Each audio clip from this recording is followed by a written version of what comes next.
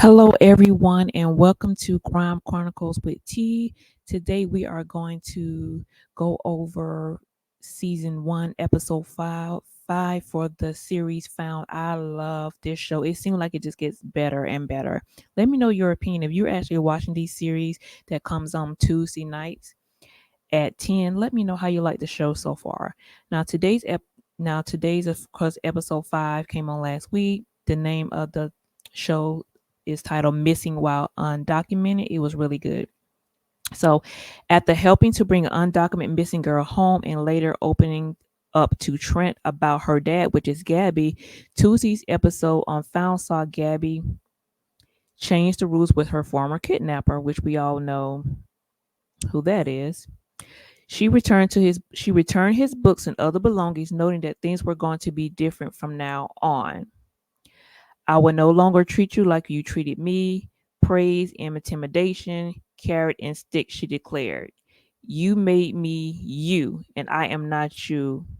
So she made that very clear to Sir.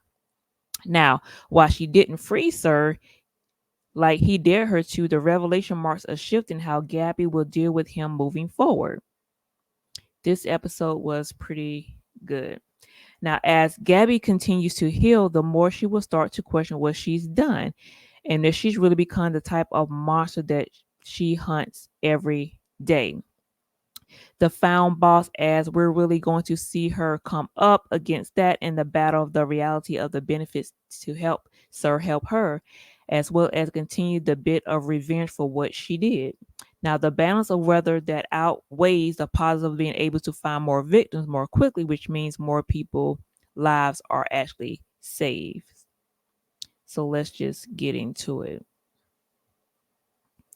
Now, Gabby and her team picked up such a case on Found, of course, on episode 5, as they investigated the disappearance of Sasha. Now, Sasha is a young Caribbean dreamer who had fallen in with the wrong crowd. But before that, she should be due diligence and address the surprising cold open. Now, Found has actually fallen into a fun rhythm of revealing stuff about Sir very slowly, which is one of the things is kind of I like, to be honest with you. Now, it seemed like Sir was trying to recreate a parental type of relationship with Gabby, as you know, they go back from the past to present. It is unknown to why Sir kidnapped Gabby and Bella, which is what I've been trying to figure out on every single episode that's been playing out.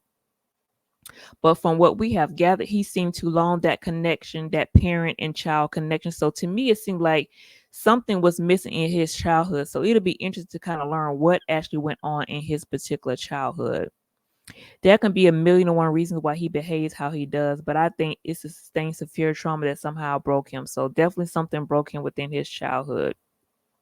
Now, Sir planned on brainwashing Gabby to thinking that they're a family, controlling what she learns so he'll be able to control her mind and finally go to Paris. Now, it was ridiculous as it sounded, seeing him giddy like a schoolchild at the bidding. His plan was the most hilarious thing ever. Now, the day got off of a rough start for Gabby, and as a friend of father visited her to inquire what she happened to do with her father's ashes. It reminded her of the things she wanted to forget and the emotion she experienced from the conversation through her off game. Now, the conversation between Gabby and Ryan was kind of a conversation I would call unnatural. Now, Gabby and her father relationship was worth exploring for many episodes, if not this particular season. But I think we'll kind of learn the relationship that Gabby actually had with her dad as time goes on. Now, things you never thought about before someone becomes the biggest problems in your life. I expect anyone who survives in a foreign country without papers could be difficult. Now, Sasha's case was typical of what the team M&A deals with.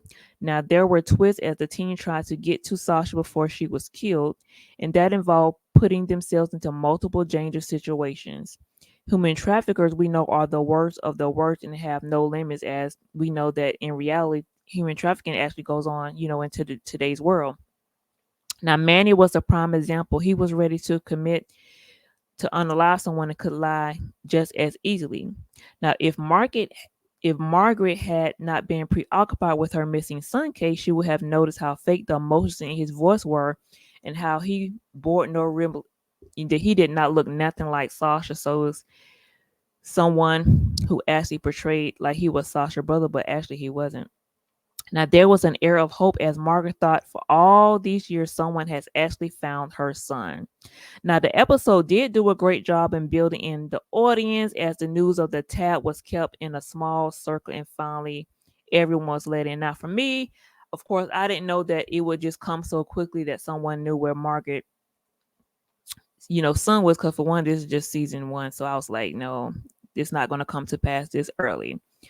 Now, their happiness excluded from the screen and it was infectious. It was an easy get lured in her in, and I definitely was lured in. Now, Lacey was saying to Margaret, we located the person who pulled the tab from Jamie's flyer. And Gabby was saying, we didn't pull it because he knew anything about it. Jamie was saying he used it to pretty much, so the guy, he didn't have information about Margaret's son. He just pretty much picked it up to wrap his gun in. So that was a very sad thing to even watch Margaret kind of go through that. Now, Gabby has her kidnapper in her basement and uses him to solve cases. Lacey has 1,001 locks on her door. Zeke never leaves the house. Margaret sleeps at the bus stops and then can't handle being alone. So it's like everybody has gone through some type of dramatic and still going through dramatic experiences, even though they're helping find people. Now, it was hard to watch the struggle with having, you know, Dean's husband out of his house for a week, just like it was hard for Zeke trying to retrieve an important package. Now, even if there are reservations about the nature of Dean and his husband relationship, seeing how Dean struggles with being alone, kind of make you understand the gravity towards someone who he will understand fully. So this was a pretty good episode. Now I do like the fact that Zeke and Dean have become really good friends now, which I love because I was definitely worried about their friendship, a personal level and just on that working level. Now Trent saved Dean, who was appreciative. I hope this is the last thing that we will actually see. But overall, how did you like this episode? It was pretty amazing, if you ask me.